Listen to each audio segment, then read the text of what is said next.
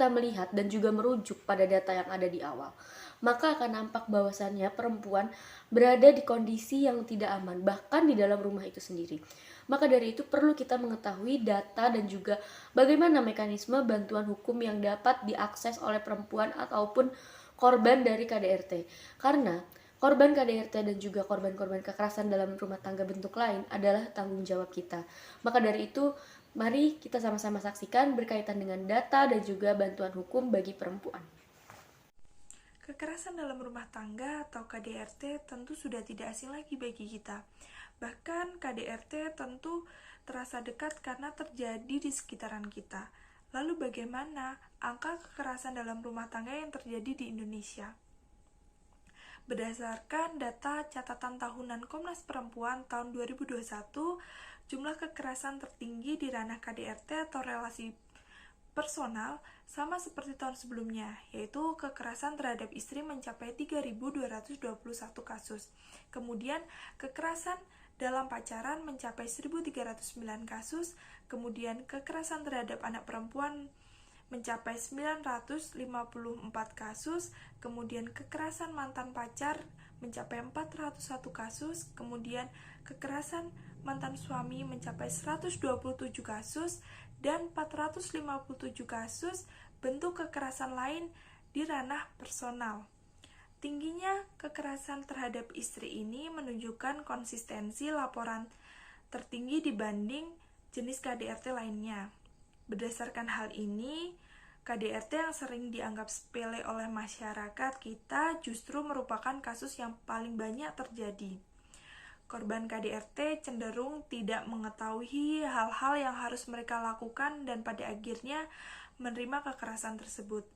Tidak jarang, kasus KDRT ini berujung pada jatuhnya korban jiwa. Lalu bagaimana penanganan dan pencegahan maraknya kasus KDRT yang terjadi di Indonesia? Apakah ada bantuan untuk korban KDRT di Indonesia? Oke, selanjutnya mengenai bantuan hukum. Ternyata ada loh bantuan hukum untuk korban KDRT di Indonesia. Berdasarkan Undang-Undang Nomor 16 Tahun 2011 tentang Bantuan Hukum menegaskan bahwa negara menjamin hak konstitusional setiap orang untuk mendapatkan pengakuan, jaminan, perlindungan, dan kepastian hukum yang adil serta perlakuan yang sama di hadapan hukum sebagai sarana perlindungan hak asasi manusia. Bantuan hukum ini diberikan kepada kelompok atau orang miskin. Sementara pemberi bantuan hukum ini adalah lembaga bantuan hukum atau organisasi kemasyarakatan yang memberi layanan bantuan hukum. Nah, bantuan hukum terhadap kasus KDRT di Indonesia ini terbagi menjadi dua, yaitu bantuan litigasi dan bantuan non-litigasi. Bantuan non-litigasi yang akan saya sebutkan ada 8. Yang pertama yaitu ada penyuluhan hukum.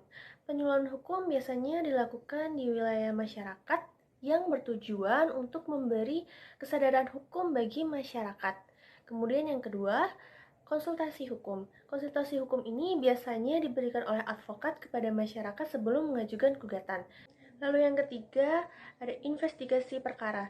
Investigasi perkara yaitu upaya pengumpulan data, misalnya dari kasus KDRT. Maka pengumpulan data ini bertujuan untuk mengumpulkan data dari korban KDRT. Keempat, penelitian hukum, yang biasanya dilakukan oleh ahli hukum untuk meneliti sebuah kasus-kasus KDRT yang sudah terjadi. Kemudian yang kelima, ada mediasi, yaitu dilakukan oleh pihak ketiga untuk menemukan titik terang melalui adanya musyawarah. Yang keenam yaitu negosiasi. Negosiasi dilakukan oleh dua pihak yang berperkara yang bertujuan untuk mencapai mufakat atau kesepakatan bersama. Lalu yang ketujuh, ada pemberdayaan masyarakat. Pemberdayaan masyarakat ini merupakan output dari penyuluhan hukum, seperti membuat program penyuluhan di masyarakat, misalnya pada orang yang akan menikah atau orang yang sudah berumah tangga. Lalu yang terakhir yaitu pendampingan di luar pengadilan. Pendampingan ini dilakukan untuk korban di luar pengadilan. Selanjutnya, proses litigasi.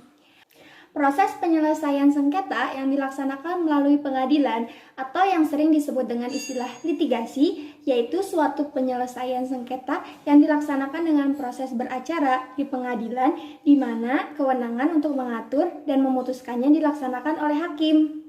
Proses penyelesaian sengketa ini mengakibatkan semua pihak yang bersengketa saling berhadapan satu sama lain untuk mempertahankan hak-haknya di muka pengadilan.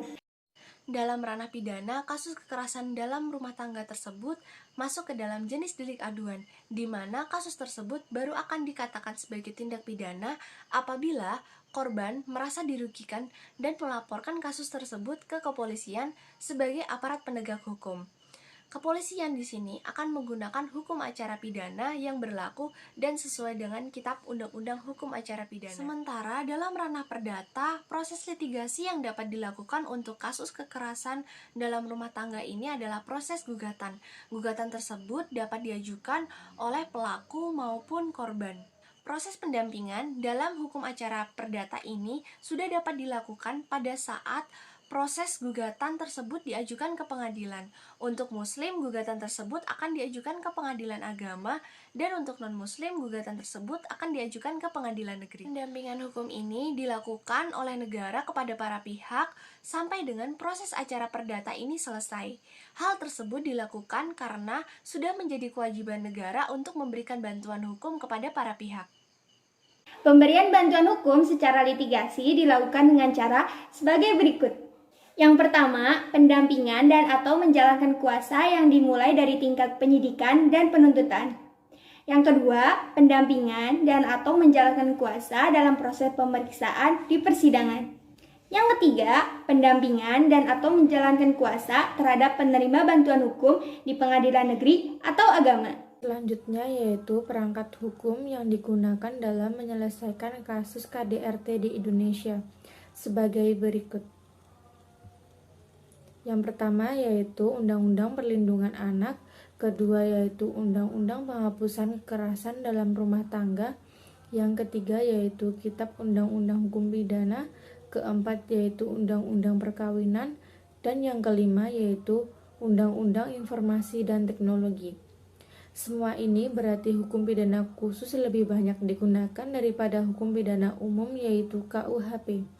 Sebagian besar kasus yang diadukan pada tahun 2021 adalah kasus KDRT yang termasuk di dalamnya merupakan kekerasan terhadap anak perempuan. Sebagian besar korban kekerasan menimpa anak-anak dan melonjaknya kasus kekerasan berbasis gender cyber. Jadi kesimpulannya adalah peningkatan kasus KDRT di Indonesia menjadi bahan evaluasi bagi para stakeholder yang menangani dalam masalah pencegahan dan juga penanganan kasus KDRT di Indonesia. Harus ada peningkatan kinerja lembaga bantuan hukum yang menangani kasus KDRT ini baik dalam bidang edukasi dan juga dalam pendampingan litigasi.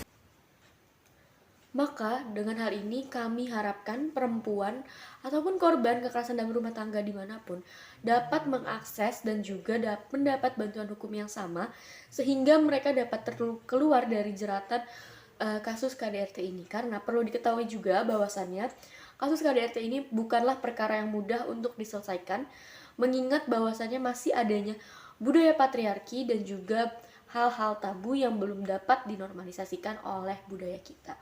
Maka dari itu, tidak perlu takut untuk melaporkan kasus KDRT.